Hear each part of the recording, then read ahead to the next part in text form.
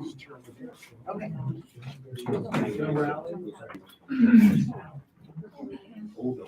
Are we on?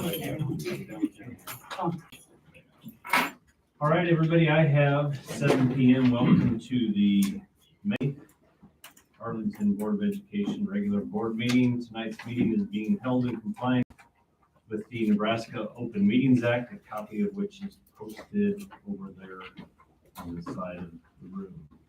Let's go ahead and take roll. Jason Art. Here. Cassie Plessner. Here. Chase Credible. Here. Brian Locker. Here. Matt O'Daniel. Here. Shannon Moore. Here. Sorry. We have a quorum. All right, let's say the pledge. I pledge allegiance to the flag of the United States of America and to the republic for which it stands, one nation, under God, indivisible, with liberty and justice for all.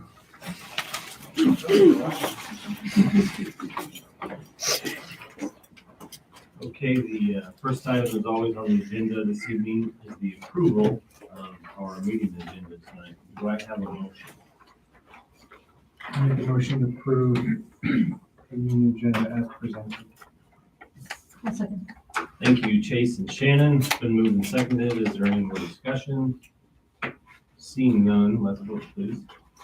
Jason Art. Yes. Cassie Plessner. Yes. Chase Credible. Yes. Brian Locker. Yes. Matt O'Daniel. Yes. Shannon Moore. Yes. All right, very good. Motion carries. The second item on our agenda is to welcome our guests in our public forum section of the meeting. It's great to see so many seniors here this evening that are interested in what we do here on Monday night a month. Glad you guys can make it.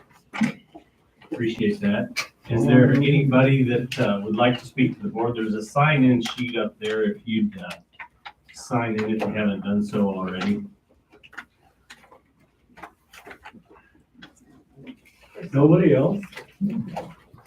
Sure.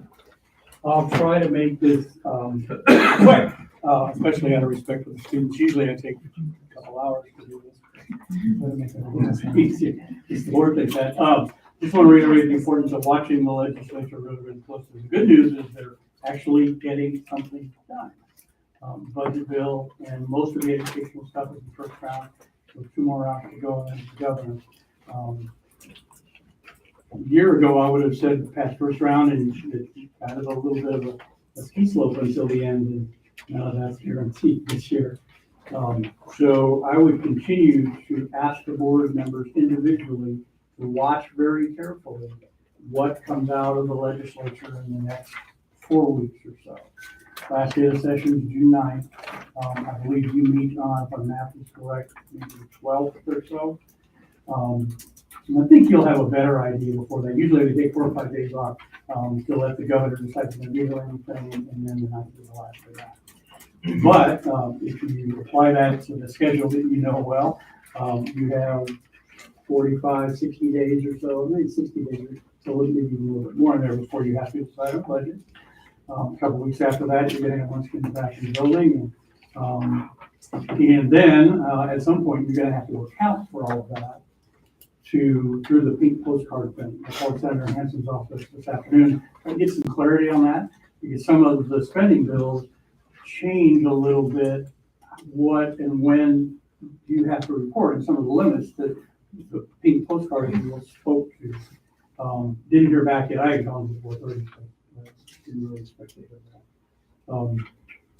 Matt and I had a good conversation today, and in addition to watching the detail of the bills and listening to NASB and the superintendent, I would encourage you to look specifically at the effective dates of the bill. That will drive your world, or at least the urgency of that. The short version is essentially 3 options. One is it can have what's called the E clause, which means it goes into effect when the governor signs it. I'm sure Superintendent Lewis is speaking to this. I haven't seen any of that or much of that part because the process is going so slowly. But that could change. The second, in the normal way, is it will take effect when the governor signs it at or about July 1st. The third option is that it'll take effect whenever that bill or the particular clause in that bill says that it takes effect. Generally, you can't push it forward, you can push it back.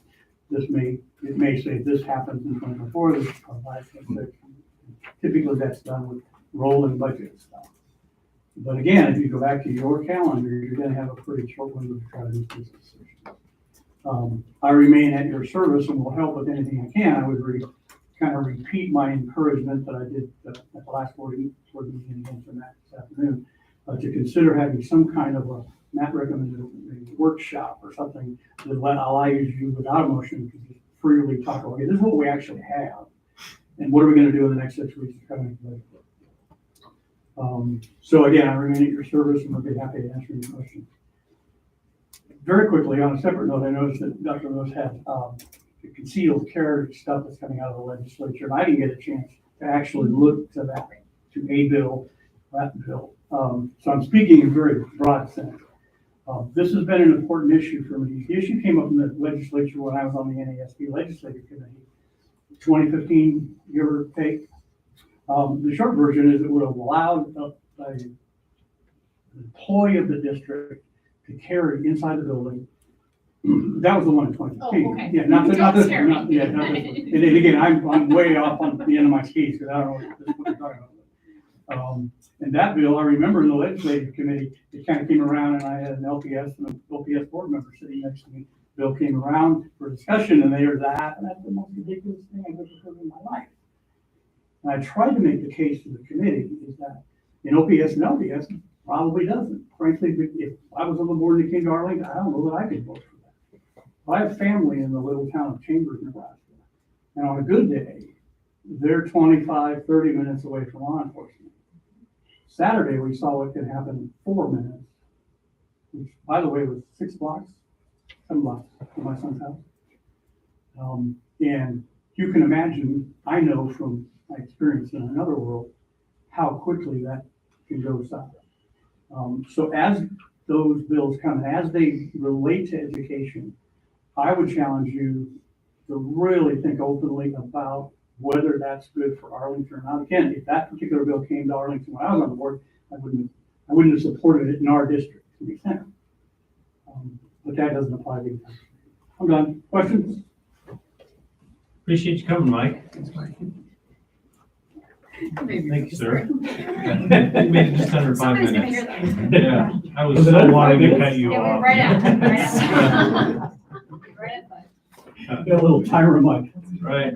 pocket that electrocutes me. Yeah, there's quite a long list, so I did get the timer out. Next, I'm here with a whole group of bus drivers again, if you could all take another one of those. In regards to the last meeting and the response to the last meeting, and after this goes around, I do have some changes or some additions to put on to our list. After the last meeting, we had, or before the last meeting, we had sent out a proposal on our wages and what we were asking for.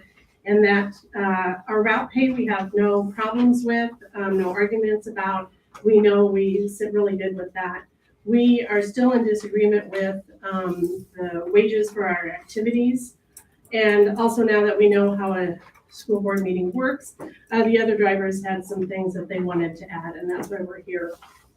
After the last meeting, I believe, or at the last meeting, one of the things that Dr. Lewis suggested to up our rate of pay per hour was to add longevity. And at that time, I believe Mr. O'Daniel said you would table that and talk about it at a later time. Dr. Lewis said that they would decide before the end of the month. So all of us drivers waited till the end of the month. We waited for, I was waiting for an email. They started texting, calling me, have you heard anything, what they've decided? And we hadn't heard anything. So then I approached Dr. Lewis and I asked what had been decided, and she said they were just gonna stay with the longevity and not make any other changes. And so then I did ask her if she had planned on sending us an email, which she said no, that was they had not decided to send us an email.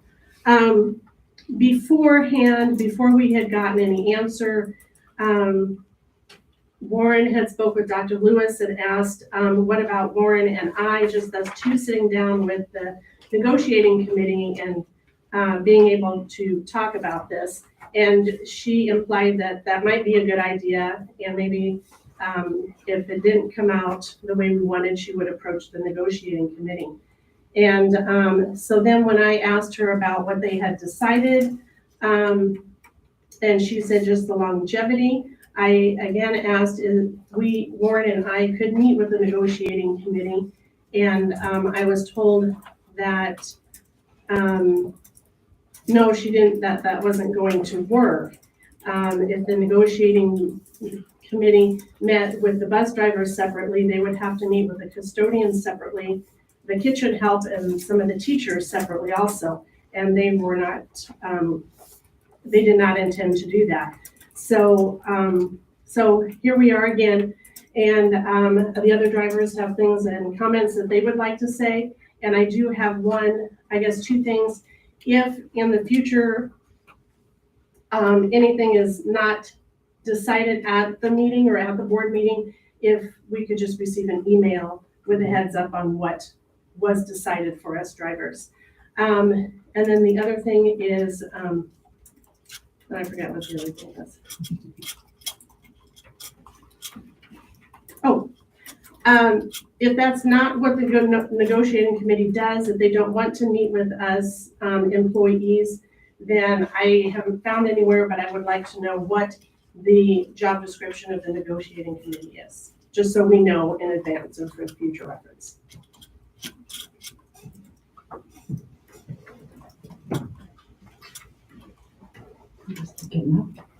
Thank you. Hi, I'm Carrie Stout. I've been driving since 1995, and I'm a third generation bus driver, which I'm proud of. My grandfather and my dad is currently a driver. I added up the years between the drivers and subs, and we have over 100 years of experience driving. I thought that was impressive too. So I'm here just to address the wages. We all agreed that we were fine with the route pay, but we'd like to see the activity pay go up. And I had some questions about some changes that happened right at the beginning of the school year last year. So when 22-23 school year started, we all as bus drivers, granted I'm a sub, went into that with thinking there were 5 routes. 2 or 3 weeks before school started, that became 4 routes. So along with all the confusion of all these new students, you also had to downsize 5 routes into 4.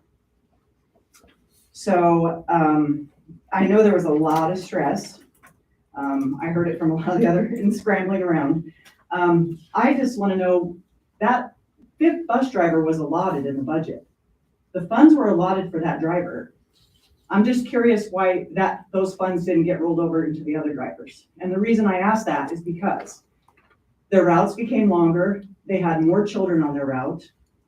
Me as a sub, personally having experience with that, I do Adrian's route occasionally, and I cross the tracks 4 times in one route. And I take a student from school and come back past the school twice with that same student before I take them home. That doesn't make any sense to me, but it's how we have to do it to make it work within the 4 routes.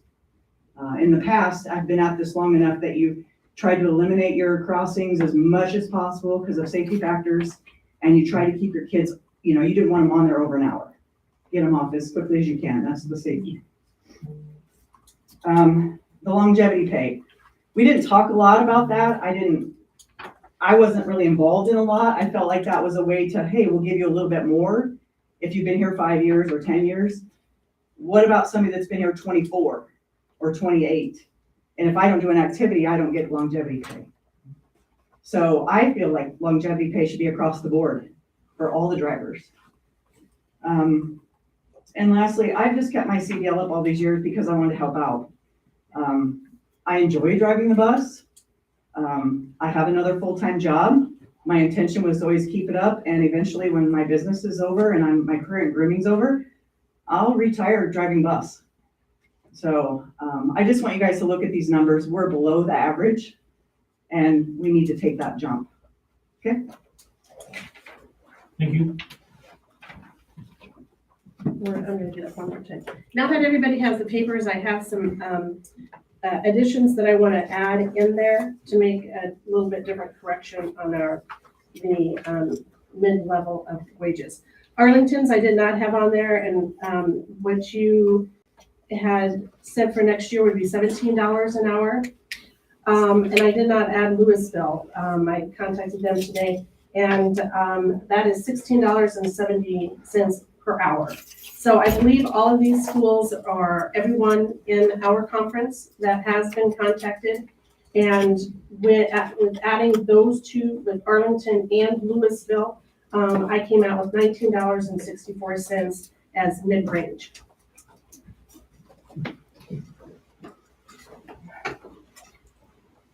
Next. Yeah, and basically, what I want to talk about is basically the budget. What we're doing here, if we go from where we were this year at $15.50 to what Logan View is at $23, it's going to, at $1.50 that you're adding on to us, it's going to take 6 years for us to catch that. It's going to take 4 years for us to catch the mid-level. And that's if nobody gets a raise. Okay? I understand moving us from $15.50, we're asking to be moved up to $20. Okay, if we do that, what you're looking at is a 30% increase. I understand that's a lot more than you want to do, but I'd like to have you look at it from a different perspective. Look at it from what your overall budget is. I talked to Dr. Lewis this morning, and the reason I asked the question of what the budget was is because I want to bring a point up here. If we use, I think you told me $10.8 million is kind of our budget, and if you add the operating in, it's a little bit more than that. I used $10 million. What I'm doing is moving us from $15.50 to $20, and how do we do that, and what does it cost you? Okay, and Jennifer might be able to answer a question better, and I'm going to make a statement. If you think I'm wrong, just let me know. We feel we've got 3 drivers that do all the activities, or pretty well all the activities. Okay, we feel we do about 4 activities per month for each one of us. So we come up with about 12 per month. We took that times 10 months. I realized we don't have 10 months of school, but wanted to make sure we had enough built into this. So that's 120 activities. Dr. Lewis has told me a couple of times she felt that we have an average of 6 hours per activity, which if you take the 120 activities times 6 hours, that comes to 720. We're asking for a $4.50 increase over what we had last year. So if you take that 720 times 450, you're going to come to $3,240. That's all we're asking here, people. We're not asking for a fortune here. But the interesting thing is when you look at that $3,240 and you divide that by 10 million, which is what your budget somewhere is, you come up with 0.000324% of 1%. A very little amount. It's not going to affect your budget at all. I don't know why we can't have that minute amount to bring us back to mid-level.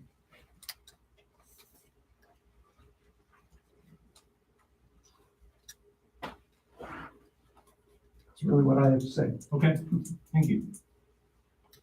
Any- Yeah, I guess I'm next. I'm Tom Brown. I don't drive activities. Only when I get into a jam do I drive activities. I just do regular route. But I'm here to support the other drivers because you've got a really loyal, great bunch of bus drivers here. They're very safety conscious. They're very reliable. But anyway, I'm just here to support them. But I also want to add that I was the mayor of Arlington for 20 years, so I know what you people are going through as far as budget goes. I mean, I had to do that for 20 years, so I know what you're trying to get the best, the best use of the taxpayer's dollar. I really understand that, and even though the amount of wages you pay to the bus driver is a very small percentage point, when you look at the overall budget, it's still very important. Because if you don't have bus drivers, you guys are, I don't know what you do. They're impossible to try to find.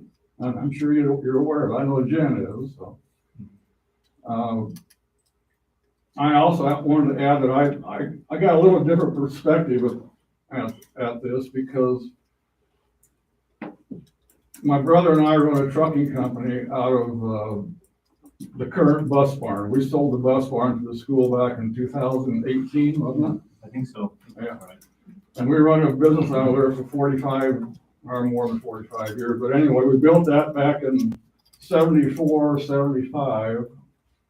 And when the building was all done, the superintendent, I think at that time, was Bill Minchow. He came down and talked to my dad to see if we would be interested in doing the maintenance and repairs and upkeep on the buses.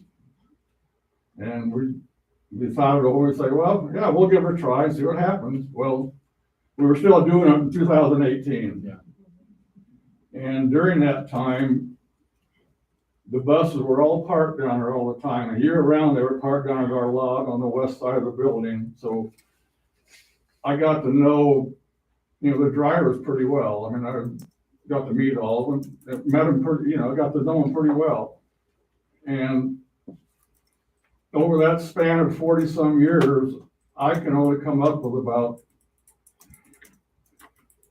4 or 5 drivers that stayed any longer than 3, 4, 5 years at the most. And the one driver that I remember very vividly was Sylvia Green. She made the remark when she retired back it's probably been 7 or 8 years ago, that some of her students that she was taking to school right now, she also drove a lot of their parents. So I mean, that's how long she drove, but that doesn't happen very often. That's very rare. And right now you've got Warren and Karen who have been doing it for over 20 years, and you've got Carrie that's been doing it longer than that. And I just think you need to look at that. They're a very dedicated group. And another thing, I'm retired, and I talk to, a lot of people my age I talk to, and a lot of them make the remark they would like to have a part-time job. And of course, I say to them, well, go get a bus permit, school bus permit. They all say, you couldn't pay me enough to do that. That's the first thing they say, you couldn't pay me enough to do that. But, I tell them, if you want a part-time job, if you had a bus driver's license, you could go anywhere and get a job because they're that hard to find. And it's not going to get any better. It really isn't. I think you need to take that into consideration. It's just aren't many people that want to do it. But that's all I have. Thank you. Thank you. I'm sorry, I did have another thing to say. Tom downplays his role. We could not do anything without Tom. He is always there to help us. If we need someone to do a route in the morning when he's not driving, anytime he's ever been asked for help, to help with the flood, with COVID, every situation, no matter how many miles he had to put in, we would not be where we are today without Tom. So he really downplayed his position. So I need to add that. Is there anyone else? No? I would just quickly comment, and we'll move on with the meeting. Certainly, thanks for coming to the board meeting, sharing this information, sharing your thoughts and feelings with us. It kind of takes me back to something that Michael Dwyer taught me when I first got on the board. As a board, we have 3 responsibilities, and that's the superintendent, the budget, pass the budget, and set policy. The daily operations of the school follow the superintendents and the principals, et cetera, et cetera. our finance committee reviews these figures, and our stated written goal is to offer a competitive package that is at or near the mid-range. And from a technical aspect, our board has looked at this package and already passed it as a board, and we're moving into budget season. So I don't know at this point what can be done. I'm sure we'll have some conversations, but that's, I think, technically where it sits from boardsmanship. So, thanks everybody for being here this evening. Go ahead. I think in one last thing that we're gonna say, if that's where you wanna be, we will finish doing routes and activities for this year. Next year, we'll only do routes. We will not do activities unless you bring it up to where this mid-range is at. And we feel that's very fair. It might not be the way you want us to go, and that's not the way we want to go. We want to do activities. But we went to places where we compare with other drivers, they laugh in our face at what we're getting. You think that's fair? What we're asking for is mid-range here. And that's about $20. Yeah, you'll have to take those thoughts and ideas up with the superintendent. I think, as I say, it's not the board's responsibility to manage the day-to-day operations of the school. But yours is to tell us whether we can have a certain wage or not. And I'll just comment. From the budget perspective. Real quickly, I'll just comment. These figures are what's settled on for next year. They're not the figures that we began with, because we begin with what everybody was getting paid this year when we come to the mid-range. So if these schools have now settled for higher than that, which most of them have, that's for next year. That's not where we begin. We begin with what everybody's getting paid this year. I would also say that the $1.50 to $2.50 an hour range that activity pay is going up next year represents 12 to 16%. That does not include the $26 differential you get if you do an activity in the afternoon and you have to miss your route. So there's extra when we do that. That doesn't happen very often. Okay. That's all. I have something to say. We used to get our whole route pay for the first hour and a half. That changed sometime in this. I don't know when that changed, but you'd get the whole route pay if you missed it for the first hour and a half of the activity. So I think when you pencil that out, it's still less than we used to get. It was changed.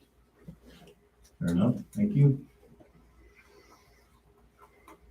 Seeing nobody else?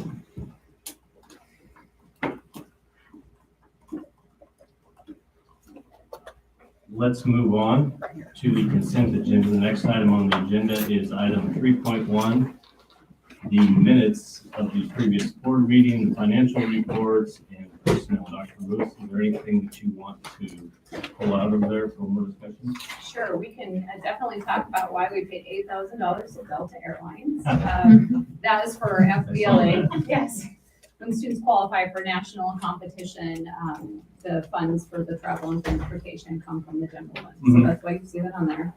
Other than that, there wasn't really a lot out of the ordinary for that.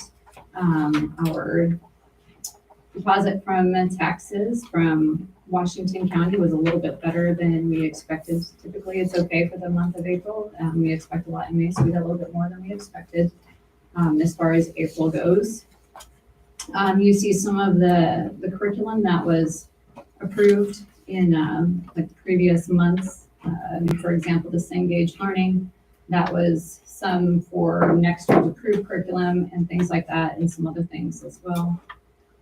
So that was kind of a big one, $24,000, but that was that purchase that was approved when we did curriculum a month or two ago. And OPPD is down just a little bit. That was kind of an interesting thing. But again, you see that $15,000 on the Visa. 8,000 of that was for airline tickets. And then you see a reimbursement for Mrs. Koger as well, who had so many things on the credit card that Visa said, "What the heck are you doing?" And they locked us out. So she had one more ticket to buy. So she put that on her credit card and we reimbursed her for that as quickly as possible on her hand payables. Other than that, we can take a look at our percentages and see if we can in there. Activities you see this time of year is where we kind of see, I'm sorry, I'm kind of jumping around, but where our athletics is a little bit in the hole. Just keep in mind at the end of the fiscal year, we do have a transfer budgeted for that, and we still have some deposits that were coming in for the last few events as well on athletics. But the rest of them are all looking healthy. Concessions is a better place than it was before, and the other funds are looking pretty good on the activities. And then you kind of look at where we're at, percentage received of our property taxes, et cetera. We're at 64%. At this time last year, we were at 74%. But again, our largest increases should be coming now in May and in September. Mhm. So those will get us caught up. Okay. Just because that higher tax rate is coming in there. Budget wise, we've spent total of about 57% of our budget. It's kind of on track with, kind of where we hope to be for this time of year. We are, is it 3/4 done with the fiscal year? Yes. What do you think? We've got June, July, and August Yes. left. So yeah, we're 75% done with the year. But we do have lots of expenses and things that we purchase and take care of in the summertime. So that will kind of go down. Anybody have any questions in particular that you'd like to ask that I didn't call attention to? On the check register, there's some numbers. I can't tell if it's because it's black and white, so it's supposed to be highlighted, or if it's redacted. They didn't. They're highlighted They're- because they didn't come in before this Yep. posting, so they'll just probably have payables in for next month. Got it. There may not be a natural gas one at all. Yeah. Sometimes those small Yeah. ones, they hold, Those the are- other ones didn't come in. So Oops, sorry. they weren't blacked out. They were Well, I highlighted because they were. figured so. I usually try to keep the ongoing ones on there every month, because it's pretty typical that we usually have that one, but yeah, it just didn't get here before last spring. And you will see we were able to hire a custodian as well. So that's great. She's been on for 3 weeks already, probably. Jen, will we have a transfer for the hot lunch again? Yes, It's done already. It just was, we got done in May. the weekend hit and Gotcha. Slipped my mind and I got home, like, oh my. it's May 1st.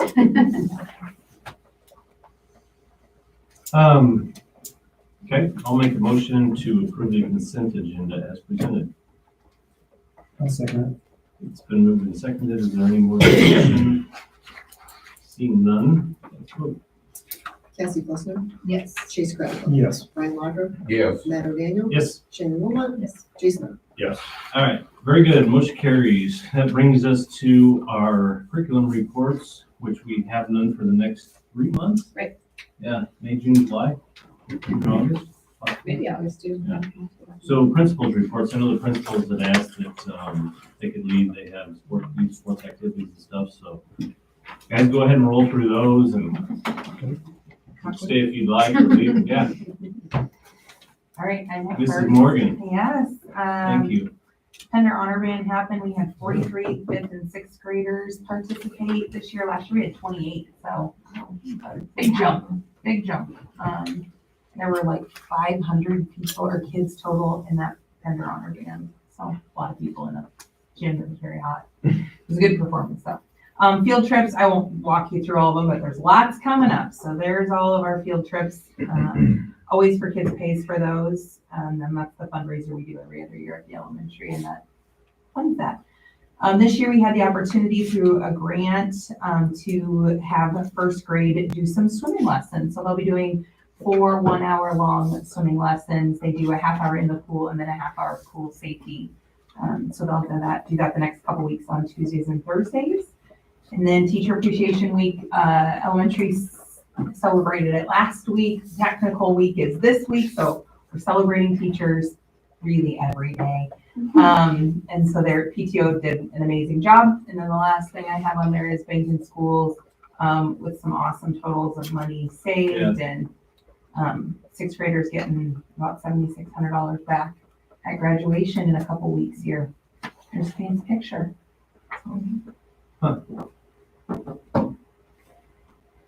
Questions for Mrs. Morgan? Can we congratulate her? Yes, we absolutely can. Dr. Morgan, I'm sorry. We are so proud It's of been you. a while. Congratulations. And I do believe that there will be graduation is when? Footing is actually when? Hooding is Saturday, Okay. Saturday morning. Yes. Put on the funny hat. Yep. Show them what you're made of. Yep. I didn't get anything out of the packaging until it was official. So, Okay. yes, it's official out of the packaging. Well, good job. Yeah. Your hard work is not going unnoticed. Yeah. Mr. Finkston, sir, what do you have for us? We've got a lot of students competing in a variety of things. The FBLA and FFA we posted last month. Skills USA went out to Grand Island, had a third place health knowledge bowl and a third place motorcycle technology service. So their medals actually just came in today. So Mr. Graham was handing those out at the door. We had a lot of NCC is Nebraska Capital Conference, the art show awards. So a lot of variety of medium that they used and a lot, as you can see, of success at the conference art show. We included some pictures here. It was held at Louisville. Microsoft Office user certification, got some more students who passed Access and PowerPoint. So just a big group there. Graduation is, last day for seniors is next Wednesday. Congratulations. If they're not done with their stuff, though, we'll keep them here Thursday and Friday too. To try to get them across the stage on Might have to Monday. have a special. Or on Sunday, yeah. So, graduation Sunday, May 21st, and, let's see, we've got a couple new. On the left side of the stage, we have some reserved seating, and if it's okay with the board, we've had president and vice president hand out diplomas. So if that's okay, we can talk about it, that's fine. Yeah, well, I have a conflict. Okay, that's okay, we'll figure that out. Mhm. If you're able to be here, hopefully, be here sometime around 12:30-ish, we meet in here and kind of go over a couple things. And then, National Spanish exam. Sorry, I didn't, Miss Senora Glassford said, well, I could have, she gave me a hard copy of which then I scanned and it didn't, it's kind of, the color is not so great, but one of the things that we track with our Spanish students are how they do on the National Spanish exam. So we got a variety of perfect scores in listening, reading, and proficiency. I think, I forget how many we had last year. I think we had 4. But then just percentile, meaning these students are performing at the 60th to 74th percentile of students taking this test nationwide. So not every Spanish program is taking this. Like these are very high distinction awards. So if they receive distinction of a gold, silver, or bronze medal, they actually receive a medal that was mailed in. Mhm. And then honor percentile, they get a certificate as well. So a couple great things as far as Hall of Fame. We had an FBLA team of Trent, Gabby, and Mackenzie. Gabby and Mackenzie graduated last year, but since the competition's in the summer, we were able to recognize them at Honors Night. Hopefully for Trent, a couple more coming, we hope.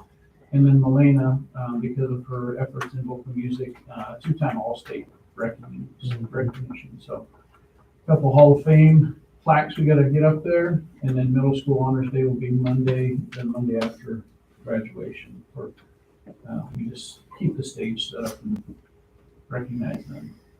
A lot of things going on, so.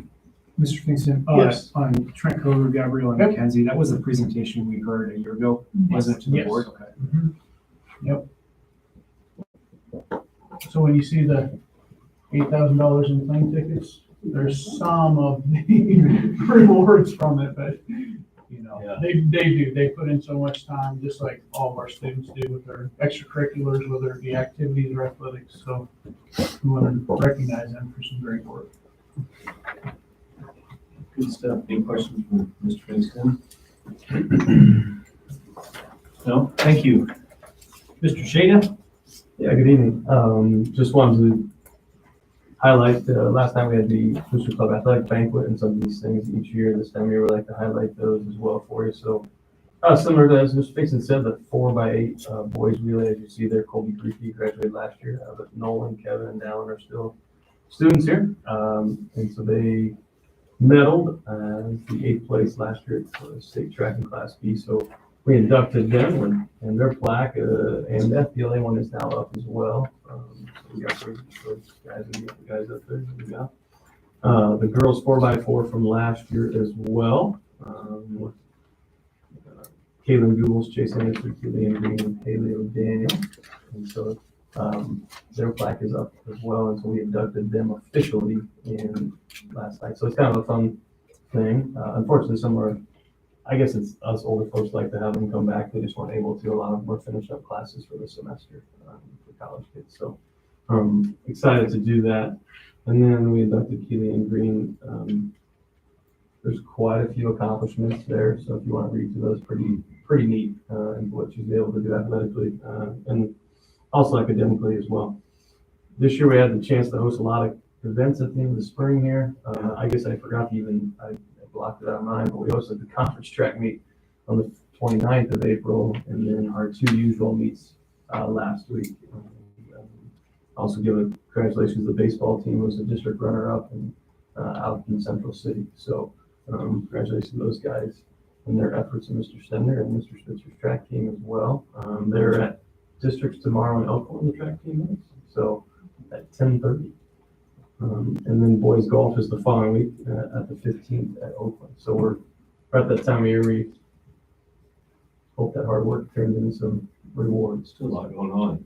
Yeah, it's the fun time. Yeah, yeah. So questions on all that, I just gave you a lot, but I'm not going to read all that to you. No. Thanks, guys. We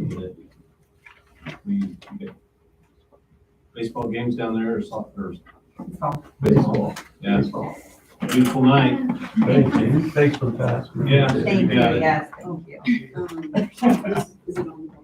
Yeah, it's in the back. And I'll have Rick bring it, come and get it after. Yep, Thank you so much. All right. just put it in the entryway. Perfect. Thank you so much. All right. Next on our agenda is our superintendent's report. Dr. So the first thing was some legislation. Yeah. Like, Mr. Dwyer was talking about the concealed carry. I attached a memo there, we can take a look at it, but basically, it's still prohibited in schools. So if anybody feels like this law now allows them to just conceal a weapon without permit and carry it anywhere, that's not quite the case. Still not permitted in schools or at school events or on school property or in school vehicles. So I just kind of wanted to point that out because that would be concerning if non-permitted weapons were just in our school facilities. Anyway, so you can kind of go ahead and read through that. But again, I just wanted to clarify that this does not pertain to schools. I didn't want anyone to get confused or anybody on Strive to hear anything and say, well, hey, no, it's not the bill. It's still not permissible in schools and on school property to have a concealed weapon. The Christmas tree bill is the one that we're talking about, which we've been calling it. There were a lot of education bills at the beginning of the year. They had lots of different LB numbers, and now 20 of them have been amended into LB 705. So that was initially just kind of a placeholder bill, and now we kind of can see why. It started with the distribution of lottery funds, but we knew that there was some vague language in there, and we weren't sure what was going to happen. So now it also includes the extraordinary expenditures for SPED. So if you have a student who moves in who requires very specialized care that might be extremely expensive, you can ask for that money in advance. Typically, it takes a year or two in arrears to receive your SPED funds, so that would be a fund for that. Nebraska, I'm just gonna run through them. The Nebraska Opportunity Grant Act, part-time enrollment in public schools and extracurricular activities, so a little bit of change to how they are looking at that. The Teacher Recruitment and Retention Act, which would be some loan forgiveness and some grant funding for teachers option enrollment program, which is the one where you could not just use capacity only as your reason to deny special education students on option. Safety grants and funding for the Safe to Help, which is kind of a mental health thing for our students. Computer Science and Technology Act, just a clarification on how that should look. That's been something that we've been thinking about for a couple of years already. Alternative Certification for Quality Teachers Act, that mainly pertains to active military who are get stationed at a lot of different bases. Maybe they're moving into Offutt, but they were somewhere else that allows you to accept their certificate from West Virginia or something like that a little bit more easily. Prohibit suspension of all students in pre-K through second grade. This was an original bill that was intended to be for metro schools only. Through the amendment process, it now is for all schools across the state. However, they're proposing it with a clause so that you could have 2 days to have an emergency hearing and say why you need to suspend that student. But again, that's for pre-K through second grade. And this is for exclusion from school. It's my understanding that this would not pertain to in-school suspension where they're coming to school. It would be out-of-school suspension. That's my understanding. But a lot of those things don't always get clarified when it's a bill. Textbook loan purchasing, it would basically take us out and we wouldn't have to be the middleman anymore. Private school families could request those directly from the state. So that would actually take a layer of paperwork out once a year for us. Workforce diploma program, that could be interesting. Don't exactly know how that would be, but it's a workforce diploma now, a little different than the college career ready that they're talking about. They're going to 4-year, you're going to 2-year. This is a workforce ready, so we'll see what that looks like when that comes out. Have you heard anything about that one, Aaron? Okay. Change residency provisions for enrollment in public school or college or university. I'm not sure. I haven't paid an awful lot of attention to that one because we're not a university. And the other one too is more provisions relating to the University of Nebraska. Require state government entities to enter into a memorandum of understanding for the sharing of data relevant to students in the jurisdiction of the juvenile court. So that would be if one of our students is incarcerated and how we would deal with the data, the information flowing back and forth. Eliminate the basic skills requirement for eligibility for teacher certificates. That's been coming. We've been talking about that for a while. Create the Nebraska Paraprofessional Teacher Program, which will be interesting. Adopt STEAM, which is adding entrepreneurship into STEM Development Act. So it's adding another layer there of workforce readiness, in my opinion. And then the final one that they've added, no, it's not the final one. That was the original Christmas tree, was the Behavioral Intervention Training and Teacher Support Act. And then they added in 805, which was the accessibility of certain youth organizations, in particular the Boy Scouts, Girl Scouts, some of those other organizations. What was concerning about that is not that we don't want to distribute information, was that they wanted to be able to come in anytime, class time. Didn't want to do it during recess, didn't want to do it, they wanted class time to not just pass out information, but educate students on what their organizations do. So I believe it's been amended to the point where it's during non-instructional time now. Right. So that's good. The Student Discipline Act doesn't change an awful lot of things. It's just like a veto proposed by the hearing examiner. So that one didn't change an awful lot. So there, that was LB 774. There is your Christmas tree. It has a lot of ornaments on it. Yeah. LB 705 is now a loaded Christmas tree. That's what we got there. Keep following for more timely updates. Yes. I mean, it's, Yeah. it's, And then we've got one more that's turning into one of those little Christmas trees that you put in your counter that you can only put 5 or 6 ornaments on. And that's kind of the appropriations one. So LB 814 and LB 818 are now containing components. They have a lot to do with appropriations and the biennial budget and where money is going, but they've loaded in the governor's funding plan for schools, like the foundation aid and some of the lottery funds and how changes to TOSA and things like that. So That one does not have as many things. It only has like 3 or 4 different bills. Right now. So, both of them are up this week, so we should be seeing some action. Yeah. They have hearings and they've advanced past first round debate, I believe, already moved past that. So. Your NASB and NERCSA monthly reports are attached. And then one other thing that Jen and I kind of want to talk to you about is participation in what's called the Alpaca program, something that we're interested in for next year. So what Alpaca is, it's like it's a group that is trying to brighten the day. Teachers, yeah, thank you for pulling that up there. And so what they do is they send notices to parents and they talk to businesses in the community and say, hey, would you like to sponsor Alpaca before what they kind of determined to be a reasonable dollar amount per teacher per year. And then they would send teachers like a pack like this a month or deliver them. They can bring them to us and we can deliver them. So you get kind of a little bonus gift for a teacher once a month. So we met with her last week. She came out in person and visited with us. I'll pass it around.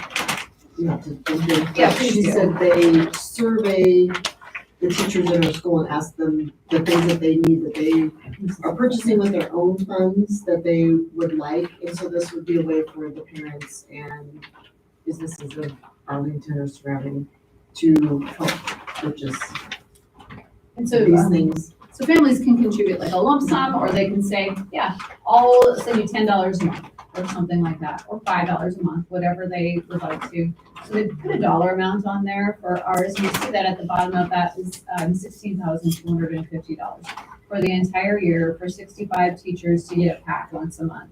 But we kind of roughed out if 100 families committed to $10 a month, that's $12,000 of that already. They said a lot of times the boosters find out, PTOs find out, foundations find out, and make donations as well. So we're really interested in trying this out. Did she say something about maybe the end of the year they can start doing PR and things like that? They do all of the mailings to parents. They give us press releases that we can put out on social media to get people interested in it. Really, they do all of the work. So, Yeah, and she also did say that if for some reason our parents and community did not raise the funds to do that, she has multiple large organizations in Omaha that are willing to fund some of the smaller schools. That's interesting. So we'd like to give it a try. So that 250, just to clarify, roughly per teacher, is that offset by the contributions made by businesses? Is that what you're saying? Okay. Yeah. It's fully supported. Did she say she's never had a school that's actually had to contribute anything to the program through after parent donations and grant funding that they have? So you just And pay them other upfront, organizations. seed money, if you Yes, will, and then they would- get reimbursed? Got it. Yeah. Got it. And have you, I'm assuming, so roughly 10 months out of the year, they would get a packet. And, so 25, you're talking about $25 on average a packet? That's what she said would be. So they are just branching into secondary. They've been primarily elementary. She Got said Logan View did she say Logan View? Yes. Just signed on K-12. So they would use us kind of as like their experimental schools and how to approach the secondary differently, because clearly elementary teachers have different supply needs and things like that and different wants for their classrooms. So they would probably survey them separately. And it sounds like they're really good about digging in and making sure that they get something that the teachers want or need or are asking for. But it'll be their first kind of foray into doing it for high school teachers. There was popcorn in there too, so we ate it. I'm sorry. It was at least caramel. No, it wasn't. Yeah. I think it was the smart pop. Sounds like a pretty neat Full program. disclosure, I didn't even realize it was happening. She said, can I eat this popcorn? And I looked and I'm like, yeah, sure. And then I looked and I'm like, oh, that's good. So there was a snack in there as well. I'm all about it. Let's do it. I mean, Go it seems teachers. like a no risk, no right Yeah. case.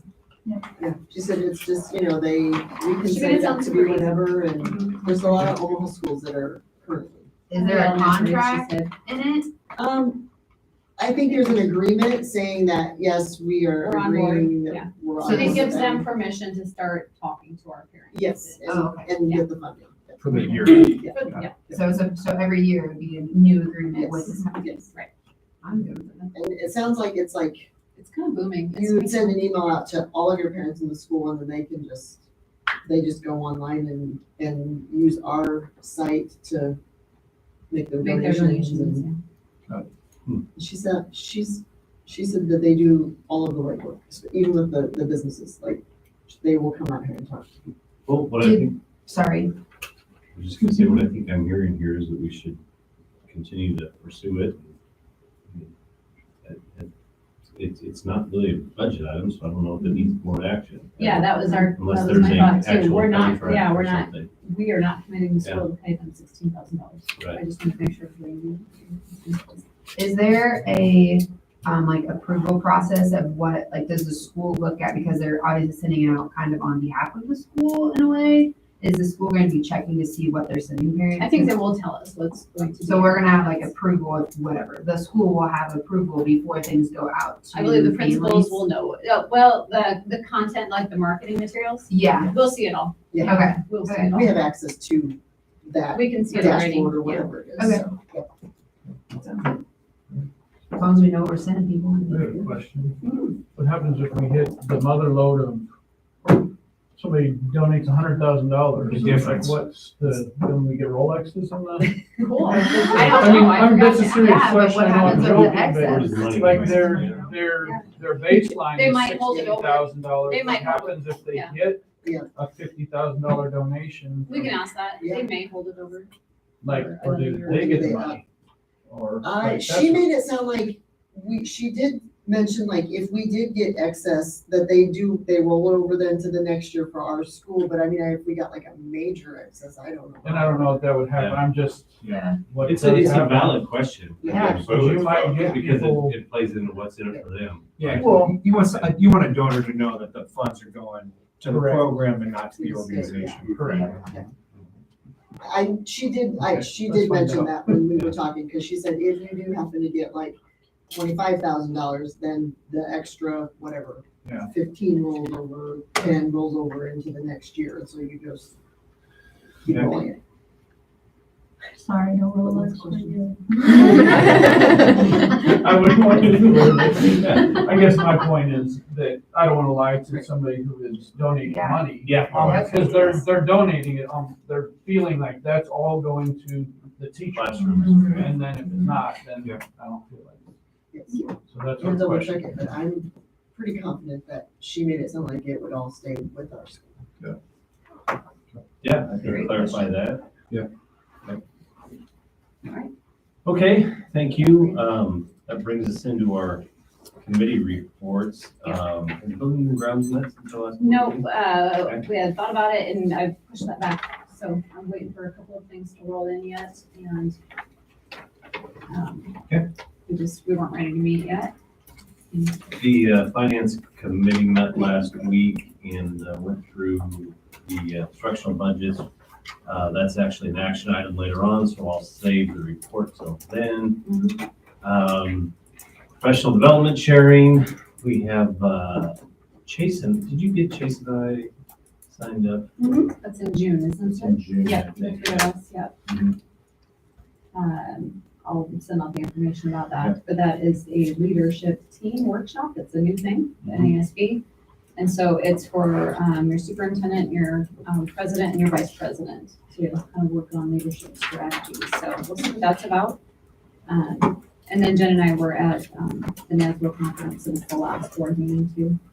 So you have anything we want to share out? I mean, we learned a lot from the state auditor.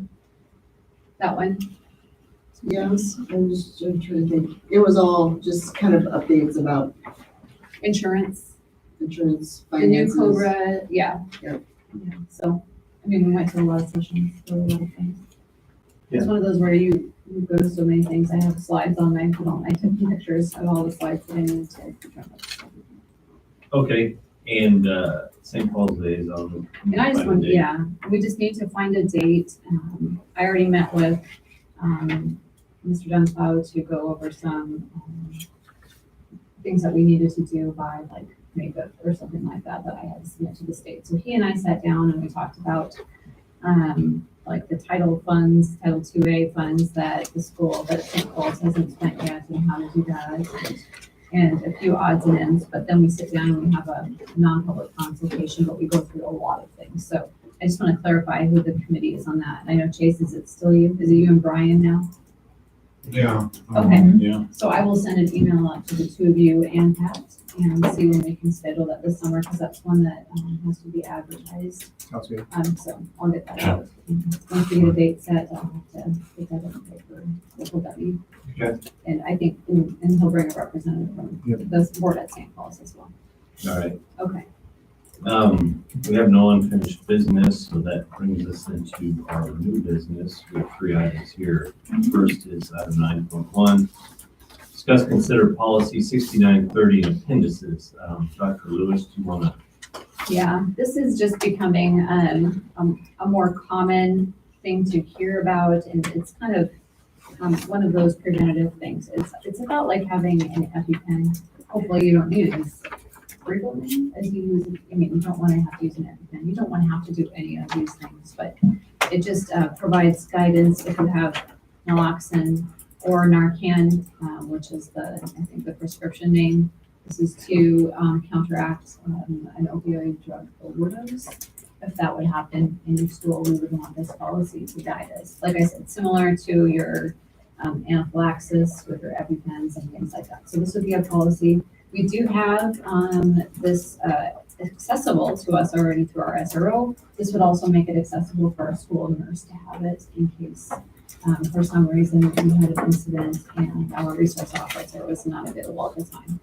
So 6930, I'll probably work on like the formatting a little bit on that, but this was a KSB policy that they had ready for us already when I inquired. And then the appendices, Shirley and I looked at a lot of different things, but really the appendices are similar to what you would see with like the forms that we fill out for anaphylaxis or diabetes management, or when we have things like that. So how you would do it and what you would look for and how you would know when you need to utilize that emergency drug.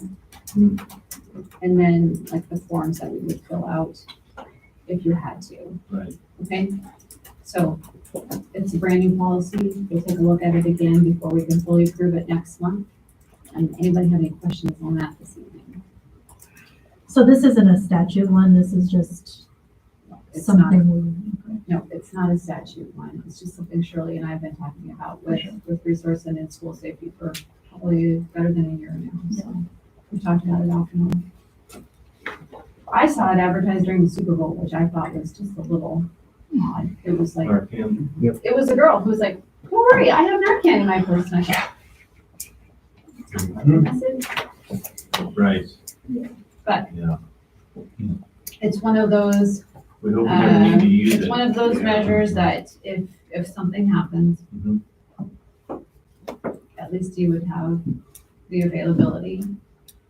We can also get doses of this for free from one of the pharmacies in Fremont. So we can have it on hand without Right. having to pay for it. Yeah. For schools, I mean.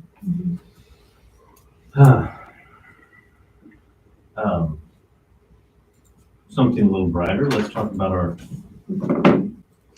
budgets, it's fun budgets, right? Give you new paper copies in front of you from what was attached, because it more clearly kind of defines the either growth in these budget areas or reduction in these budget areas, and the case of one of them. So I think what's probably on top for you first is the instructional technology budget. If you take a look at that. The previous year, we had gone up I think we had moved some things, we had gone from 55 to 99. I do believe that there was a code that wasn't working properly, but if you look at like the web-based software, and the different things, we weren't sure 100%, transition to PowerSchool from Sims and how much we were going to have to pay and how much, we needed to, have in reserves there with, because the ESU pays for our subscription to Sims. We have back up there a little bit, right? And that it was costing us about $12,000 a year. Well, we knew that's what PowerSchool was going to cost us as well. The actual subscription to that was about the same. There's a consortium fee to PowerSchool, which is $6,000. And the first year of transition, we needed to keep our access to Sims, which was about half price for students. So we needed to ask for $12,000 there. But Dan and I did take a look at that, and we're kind of on an even keel there, and we don't know that we'll need to keep the Sims access anymore. But we're also not sure exactly how ESU is going to, because there's a difference between their consorted dollars and then their service agreement dollars. So I'm not sure where they're going to take PowerSchool out. They've got like two different buckets of money. This bucket of money is for you to pay for subscriptions of things that you want.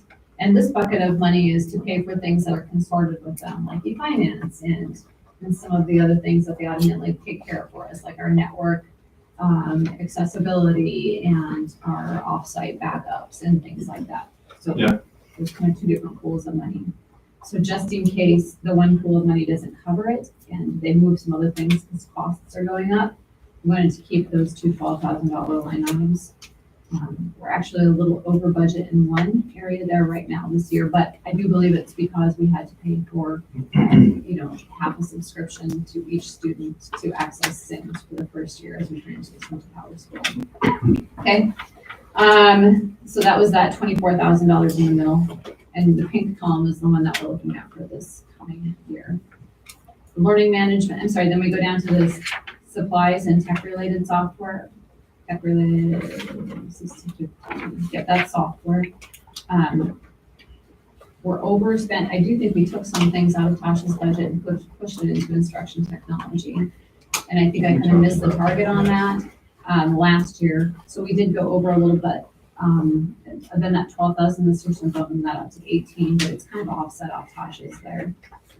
And we wanted to keep the $50,000 line item. Right now, that is an area that we're under budget because we weren't anticipating another round of 120 computers free from E-rate. So we're under budget in that $50,000, but we know that's not coming anymore. That was like the last hurrah of emergency connectivity funds.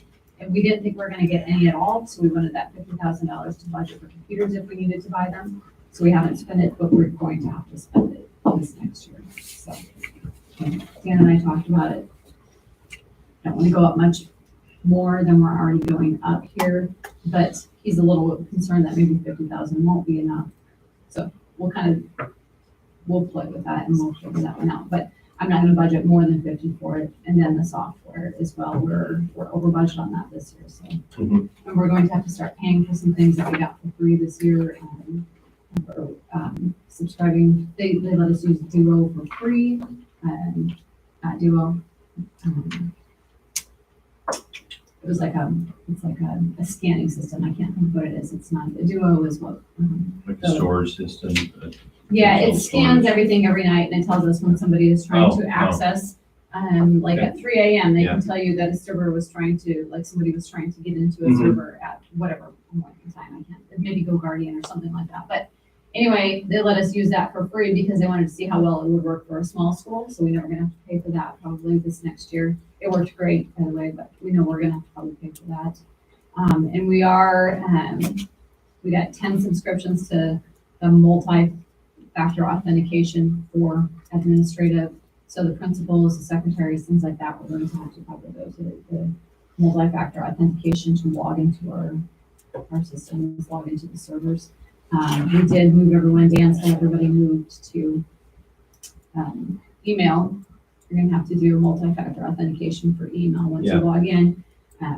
It'll keep you logged in, but so I think we're all dealing with the Yeah, same thing. we're having to do that. That's Work-wise, for the too. alley cap and liability. That's not reflected in this cost, but duo Okay. might be and some other things. So that's why we're up there. So that's an increase of $11,000 in that tech budget, which I don't like to see, but $11,000 in the grand picture of that is a 10th of a percentage point of the total budget. So it's not a lot, but it is up a little bit. I have a question. Yes. So you're talking about the computers, how Yes. we didn't have to purchase those this year Yeah. because of that grant. Right. So where does that money go? So Good that's a question. great question. Basically it looks like carryover in your bank.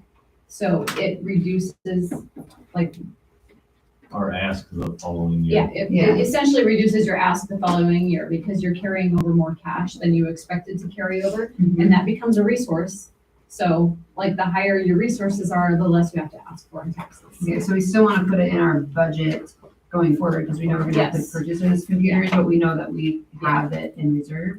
It's in I asked the carryover. same question way back. It's in carryover. It just, if Yeah. you don't spend it in this budget year, it doesn't like float over and then next year you have like 75 because you only spent 10 of it. It doesn't do that because you can only spend in a budget year what you said you're going to spend in a budget year. Like I can't Okay. spend 105% of my budget without amending the budget and resubmitting our documents to the state. So that would be Okay. illegal. So we can't just like roll everything over from the previous year and say, hey, we didn't spend that last year, so now you get to spend twice as much this year.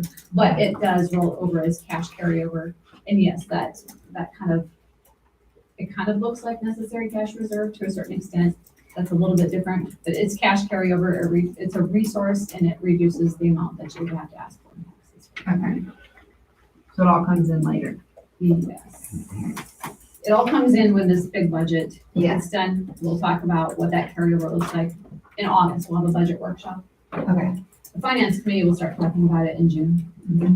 But we'll have a big budget workshop in August and we'll go over those figures. Great Got question though. The curriculum and assessment budget as proposed, this is one where we discovered that, there was some line items that were being budgeted for in Mrs. Wolf's. This is Mrs. Wolf's budgets, for 2 budget areas and also in guidance. So we let guidance keep them and took them out of Mrs. Wolf's budget. And also technology had that for them too, so we let Dan keep some of those, so. So this is off, or down almost. This is $60,000. down, yeah, it's almost half of what it was last year.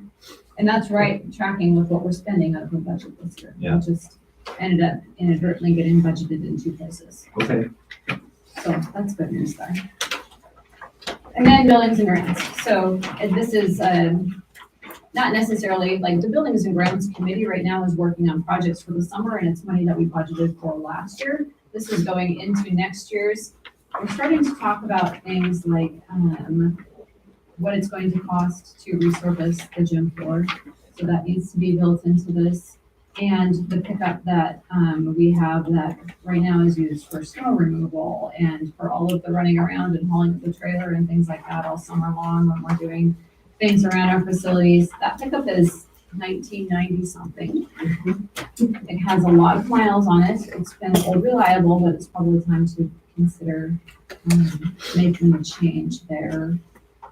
So, the majority of this increase looks like quite a bit. It's $72,000, but I'm allocating $40,000 towards that floor and $30,000, which I think is, optimistic, $30,000 for a vehicle purchase.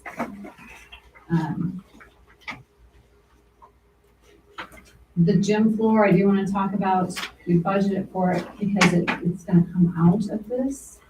However, it's one that you go out for sponsorship for. So we probably have a meeting with Mr. Shada, and I don't know if you'd look at kind of a committee for this, or if it just is the finance committee and Mr. Shada and us, and we talk about what we want that sponsorship to look like.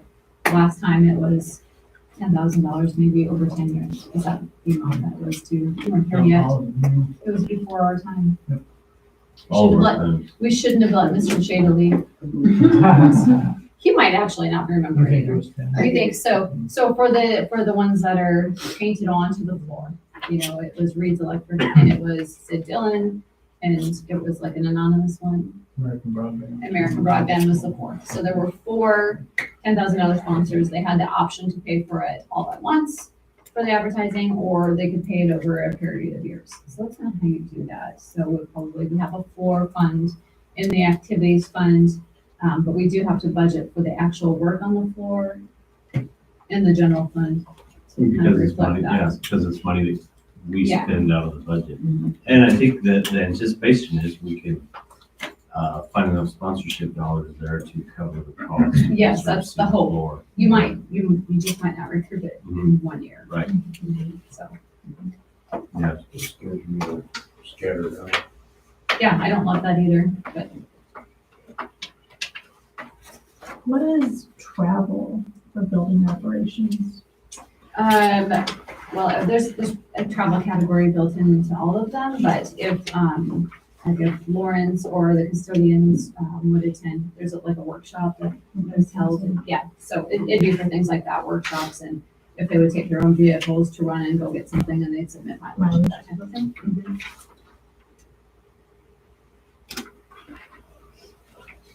And one other thing too, the green line in there, the building lease renovation line. So that is I kind of look at that as a pivot one. $100,000 or $115,000 is a little bit low in that line item. It's been reduced over the years though. That's kind of been my leverage with the rest of the budget. There's been a time when that's been as high as $600,000. And then we would transfer to depreciation, which is how we were able to complete like the renovations of the FCS classroom and things like that on just a lease purchase and not needing a bond that was spread out over a lot of years. So that's been a lot higher in the past, but that's really kind of a line item where if you have a major breakdown of a really expensive system and you have to have that in your general fund. So my to be determined in that in yellow is just kind of mentally prepare that might be flexible. When it comes down to the actual budget, if we're comfortable with that, like the rest of these numbers, I'm ready to lock in on that, and that makes a lot of sense, but that one is sometimes that pivot point that helps, keep the levy a little bit lower. Yeah. And we do have a pretty healthy depreciation right now, and, a lot of things that you could buy out of here, you could also pay for out of depreciation. So we're probably okay with that dollar amount in there, but just in case we get into that and we want to flex it around a little bit, that's kind of, the one that's easiest because that money can be moved into depreciation, which still, like Cass said, does look like, cash carryover. Yeah. It's into it, that's a little bit different than actual cash carryover if you can move it into depreciation. It's a little bit more protected and it goes in a completely different file then. Okay. There's a lot in there. I know, there is a lot. There's, you know, budgeting's a lot of work. It just, It's a year-round important. process. Yeah, it's a year-round process, so. Before we make a motion, I just want to open this up and see if anybody has any specific questions that we're asked for Dr. Lewis and these. Are we going to vote on this today? So, we've talked about this too. This allows Dr. Lewis to use these numbers for the overall budget. However, we don't lock in a budget until several months, so. It'd be We have September. to- Actually, go in the budget. Yeah. I'm like, you're pretty much giving me permission to use these figures. When she creates the. When you total start on this. Yeah. Okay. Because I don't want to throw something in there that says like, what, $100,000? And then, you know, they'll, well, we can't afford that. So that's why, Yeah. then we all kind of know going into it what these are gonna look like. If we move something or change something later, that's fine, because this is not the permanent budget. Yeah. This just helps me move forward. On the vehicle purchase for Yeah. the truck, is that a want or a need? It's kind of neat. What's wrong with the truck?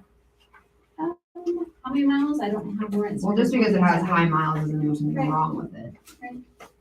So is it leaking oil? Is there something like, are we having to pay more to upkeep this truck or is it just getting high in miles? Probably not, it's just one of those things like, pretty, like, so, it doesn't mean that we're going to go out and buy. Yeah, a new yeah. truck, Yep. But it's just getting to that point where little things start going wrong with it, Mhm. and you're worried that it's gonna be a big thing, especially with that. And it's actually probably at a point yet where it still has some Value to trade-in it. value. Yeah.